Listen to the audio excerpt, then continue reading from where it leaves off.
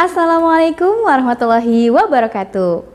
Alhamdulillahirabbil alamin. Segala puji hanya bagi Allah yang telah memberikan kita nikmat iman dan kesehatan. Salawat dan salam semoga selalu tercurah kepada kedua hasanah kita, Nabi Muhammad sallallahu alaihi wasallam. Allahumma shalli ala Muhammad wa ala ali Muhammad.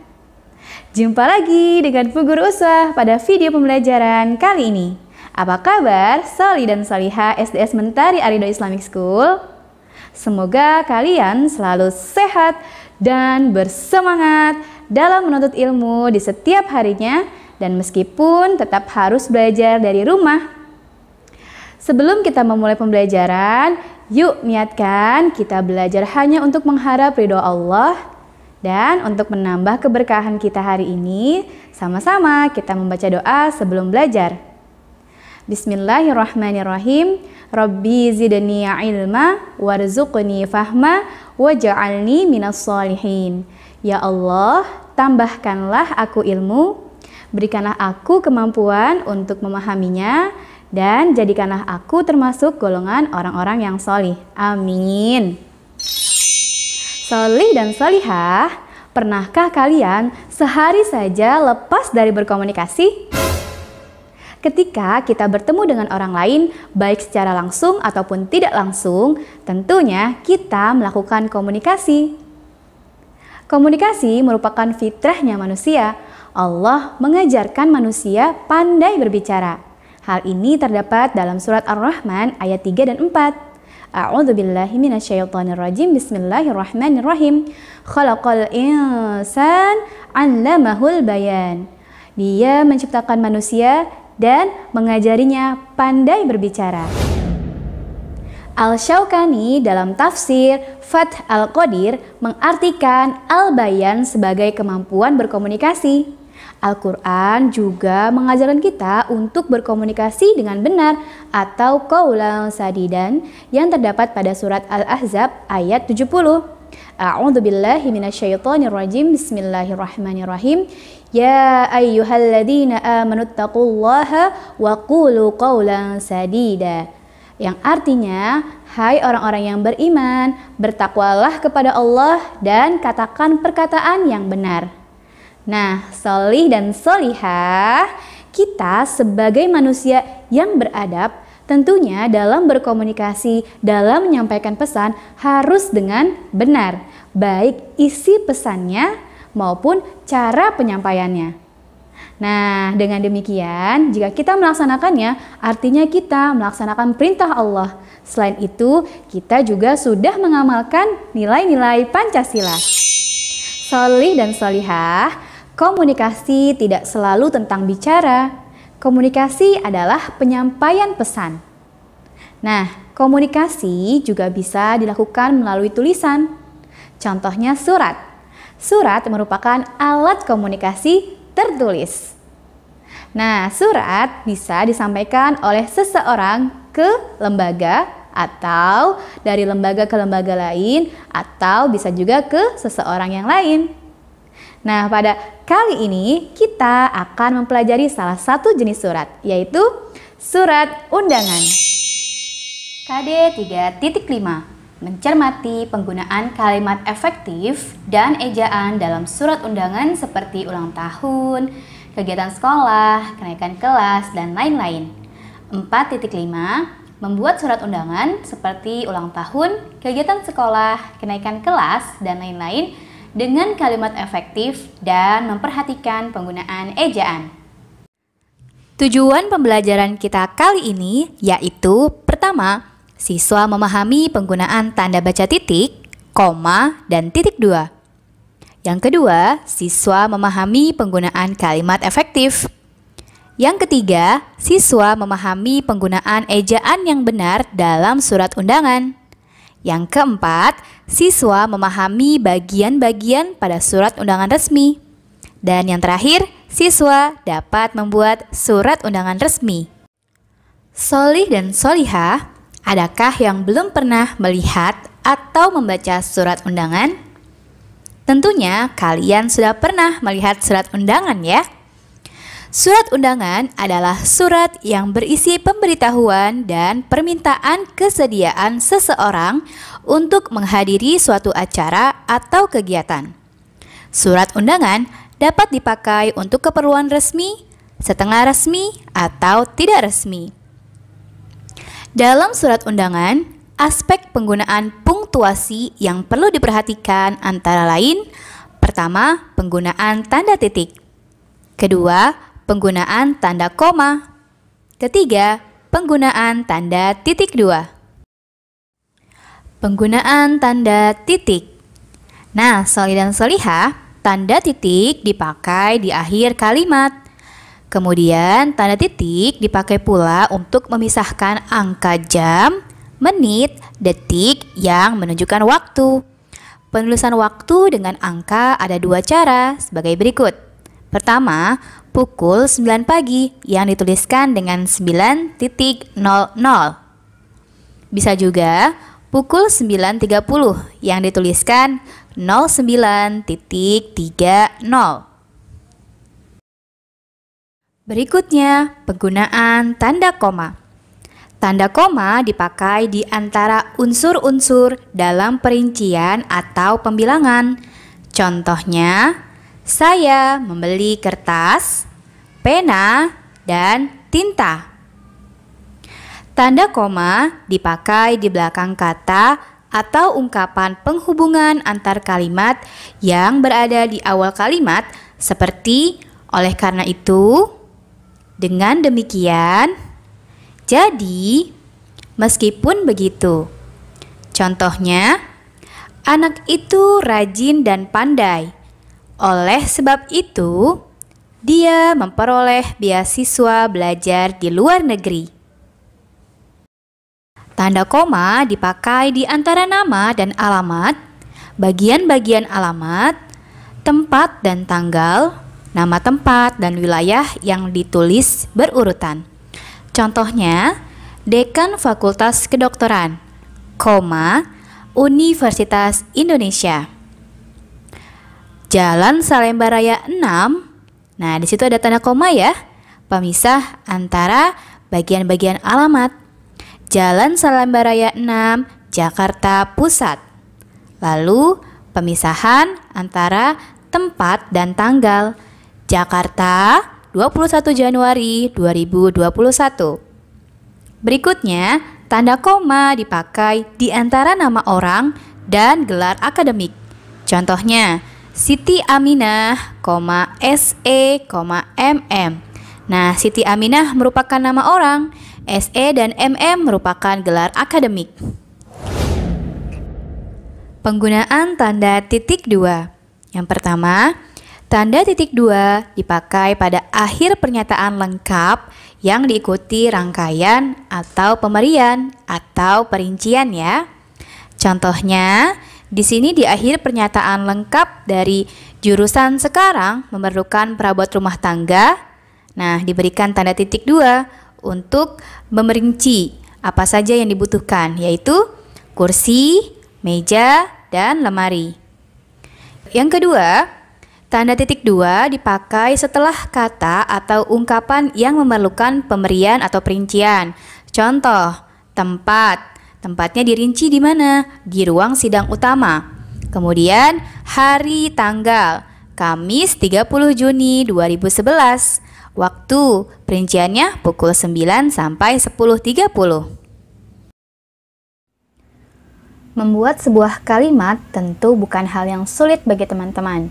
Namun, apakah kalimat yang dibuat tersebut sudah termasuk kalimat efektif? Pada dasarnya, sebuah kalimat dapat dibentuk oleh klausa yang terdiri atas subjek dan predikat dengan penambahan objek, pelengkap, maupun keterangan yang diakhiri dengan tanda baca titik, tanya, atau seru. Jika tidak tepat, penambahan-penambahan tersebut dapat membuat kalimat yang dibuat menjadi tidak efektif loh. Aturan penulisan surat undangan menggunakan kalimat efektif singkat, padat, dan jelas. Kalimat efektif adalah kalimat yang dapat mewakili pikiran penulis atau pembicara secara tepat, sehingga pendengar atau pembaca dapat memahami pikiran tersebut dengan mudah, jelas, dan lengkap seperti apa yang dimaksud oleh penulis atau pembicaranya.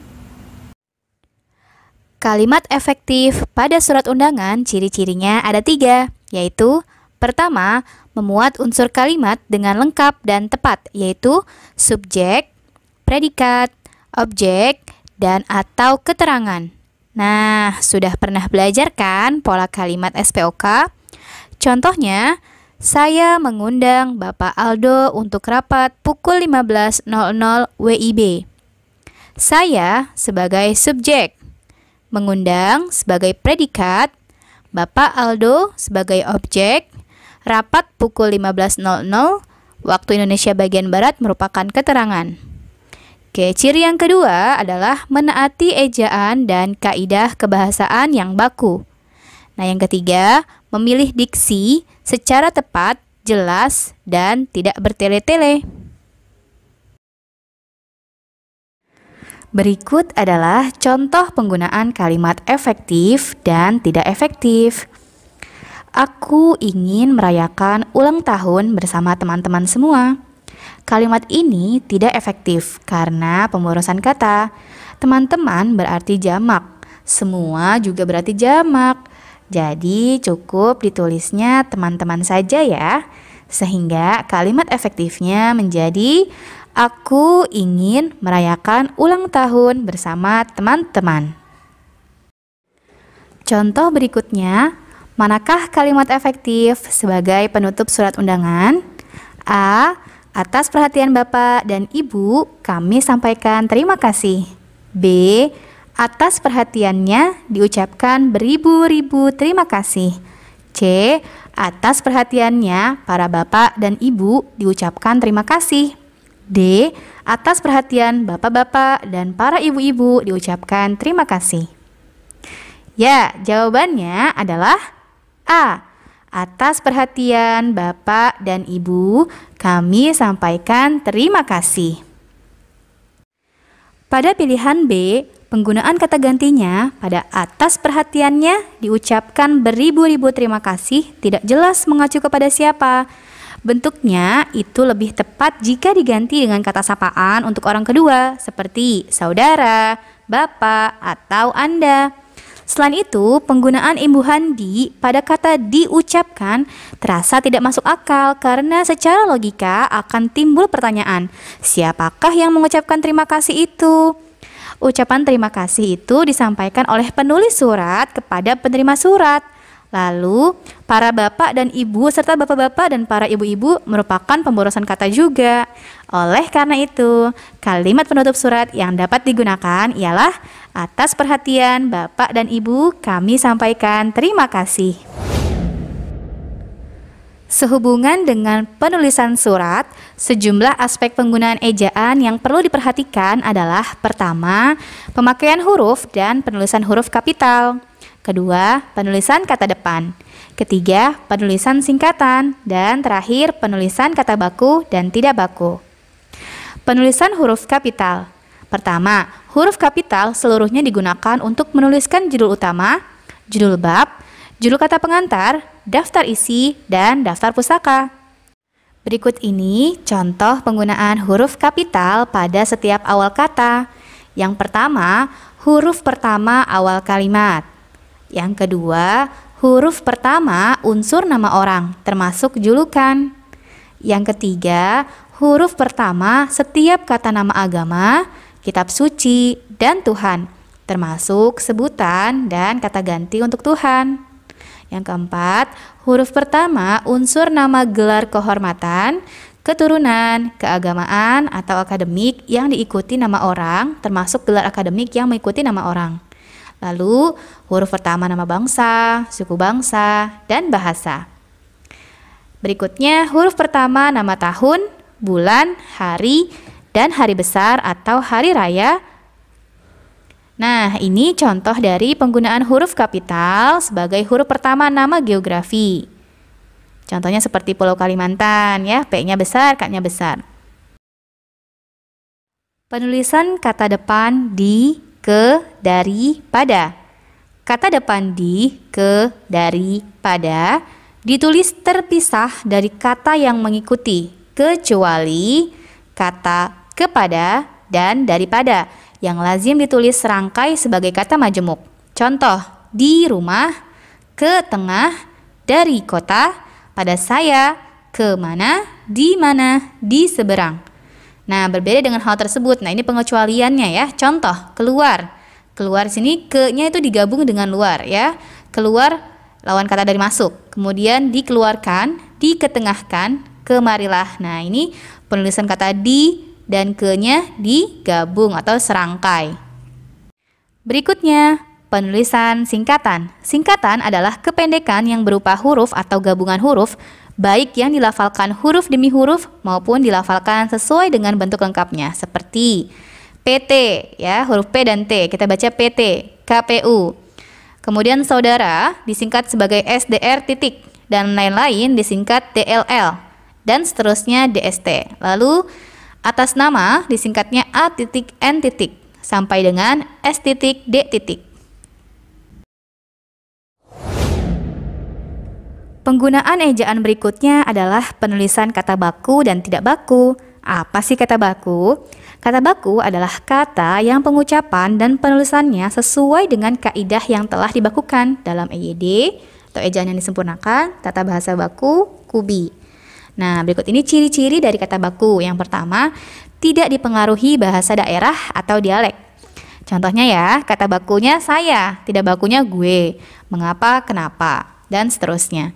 Lalu ciri yang kedua, bukan merupakan bahasa percakapan. Nah, kata baku dengan dia biasanya sering diucapkannya sama dia. Kemudian memberi, mengasih, tidak, enggak, dan lain-lain. Oke, ciri berikutnya yang ketiga, pemakaian imbuhan secara nyata. Contoh dari kata bakunya, ia bekerja keras. Ya, di sini bekerja kata bakunya, tapi tidak bakunya menjadi ia kerja keras, ya. Lalu ia membawa buku, tidak bakunya ia bawa buku. Oke, berikutnya ciri selanjutnya dari kata tidak baku dan kata baku yaitu tidak mengandung pleonasme. Contoh, para tamu. Nah, para tamu ini baku ya. Tidak bakunya para tamu-tamu. Para itu kan sudah berarti jamak ya. Tamu-tamu juga berarti jamak. Nah, para tamu-tamu ini tidak baku ya. Lalu hadirin itu baku. Tidak bakunya para hadirin dan seterusnya. Nah, ciri yang terakhir, tidak mengandung hiperkorek. Contohnya, kata baku dari hipotesis, nah sering sekali kita temukan ditulisnya dalam hipotesa. Lalu apotek, nah ini juga ya, sering kali kita temukan ditulisnya dalam apotik ya. Ternyata apotik itu kata tidak baku ya, Soli dan Solihah. Lalu bus, ya, bus ini kata baku, yang tidak bakunya bis ya. Terakhir ada aktif. Nah, pakainya F ya, bukan pakai V atau pakai P. Oke, Soli dan Solihah, sekarang kalian sudah mengetahui penggunaan tanda baca titik, koma, dan titik dua, kemudian penggunaan kalimat efektif, penggunaan ejaan dalam surat, ya. Berikutnya kita akan mempelajari jenis-jenis surat undangan. Nah, surat undangan dibagi menjadi 3, yaitu surat undangan resmi, surat undangan setengah resmi, dan surat undangan tidak resmi. Surat undangan resmi. Undangan resmi merupakan sebuah undangan yang mengatasnamakan instansi atau organisasi atau kedinasan. Surat undangan resmi biasanya dibuat oleh perusahaan atau instansi. Nah, umumnya surat undangan resmi ini terdiri dari kepala surat, isi surat, dan kaki surat. Apa saja sih ciri-ciri dari surat undangan resmi? Yang pertama, menggunakan kepala surat. Yang kedua, menggunakan bahasa baku atau resmi. Yang ketiga, digunakan untuk keperluan resmi. Dan yang terakhir, biasanya terdapat nomor, lampiran, dan perihal surat. Oke, Ibu Guru akan jelaskan bagian-bagian pada surat undangan resmi. Nah, berikut ini adalah contoh dari surat undangan resmi. Adapun bagian-bagiannya, yang pertama, kop surat. Kop surat berisikan identitas lembaga yang menulis surat tersebut. Biasanya disertai dengan logo lembaga, alamat, nomor telepon, dan alamat email. Yang kedua, tempat dan tanggal pembuatan surat. Format penulisan tanggal pada surat resmi yang benar, misalnya Jakarta 27 Januari 2021. Jakarta, J-nya huruf besar. Januari, J-nya juga huruf besar. Kenapa? Karena nama bulan ya. Oke, yang ketiga, nomor surat. Nomor surat adalah sebuah tanda berupa angka atau gabungan angka huruf yang dicantumkan pada surat. Biasanya meliputi nomor urut penulisan surat, kode surat, tanggal, bulan, dan tahun penulisan surat. Nah, bagian yang keempat adalah hal surat. Hal surat disebut juga perihal surat atau pokok surat. Yang kelima, alamat surat. Nama dan alamat yang akan dikirimi surat tertuang pada bagian ini. Kata kepada yang sering kita lihat dalam penulisan alamat surat sebenarnya demi kecermatan berbahasa tidak perlu lagi digunakan. Tanpa digunakannya kata kepada, alamat surat yang dimaksud sudah jelas. Dalam hal itu, cukup digunakan frasa yang terhormat, yang disingkat YTH. Diakhiri tanda titik ya, karena singkatan. Oleh karena itu, penulisan alamat surat sebaiknya sebagai berikut. Yang terhormat ya ditulis dengan Y besar, TH titik, Kepala Sekolah TK Melati, Jalan Flamboyan, Jakarta 13490. Bagian yang keenam, salam pembuka. Salam pembuka pada surat undangan resmi selalu ditulis pada bagian kiri. Huruf pertama salam pembuka menggunakan huruf kapital dan diakhiri dengan tanda koma. Biasanya dengan hormat, koma, atau bisa juga Assalamualaikum. Nah, yang ketujuh, isi surat. Pada bagian surat undangan resmi berisikan waktu, tempat, serta acara undangan tersebut. Yang kedelapan, penutup. Pada bagian penutup surat undangan resmi berisikan ucapan terima kasih.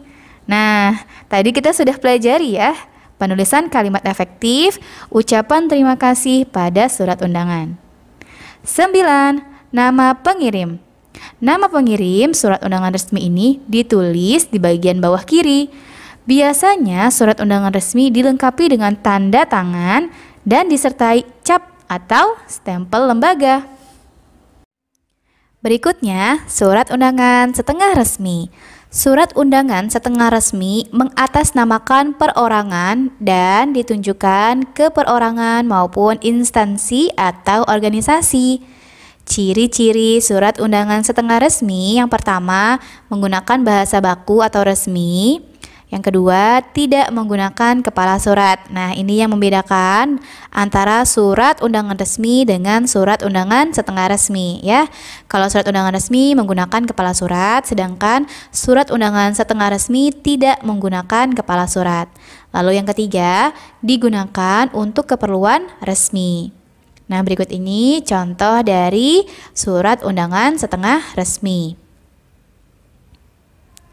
Berikutnya, surat undangan tidak resmi. Surat undangan tidak resmi adalah surat undangan yang mengatasnamakan perorangan yang ditujukan ke perorangan juga dan untuk kepentingan perorangan. Ya, ciri-cirinya apa saja? Yang pertama, menggunakan bahasa sehari-hari atau tidak baku. Kemudian digunakan untuk keperluan yang tidak resmi. Nah, contohnya undangan ulang tahun, undangan akikah, undangan sunatan, ya, kemudian undangan pernikahan dan lain-lain. Nah, Soli dan Solihah, itu tadi jenis-jenis surat undangan. Ada surat undangan resmi, setengah resmi, dan tidak resmi. Sekarang kalian sudah mengetahui ilmunya. Nah, dalam membuat surat agar efektif, kita harus memperhatikan penggunaan tanda baca, kalimat efektif, dan penggunaan ejaan yang benar. Oke, semoga bisa kalian aplikasikan dengan baik. Jika ada pertanyaan, silahkan kalian catat dan tanyakan ke Bu Guru ya. Kita akhiri pembelajaran kita hari ini dengan mengucap hamdalah, alhamdulillahirabbil alamin, dan doa penutup majelis. Subhanakallahumma wa bihamdik asyhadu an la ilaha illa ant astaghfiruka wa atubu ilaik. Maha suci Engkau ya Allah, segala sanjungan hanya untuk-Mu. Aku bersaksi tiada Tuhan melainkan Engkau. Aku memohon ampun dan bertobat kepadamu. Bu Ani membeli minyak. Tak lupa beli ikan sepat. Terima kasih sudah menyimak. Semoga bisa memberi manfaat. Wassalamualaikum warahmatullahi wabarakatuh.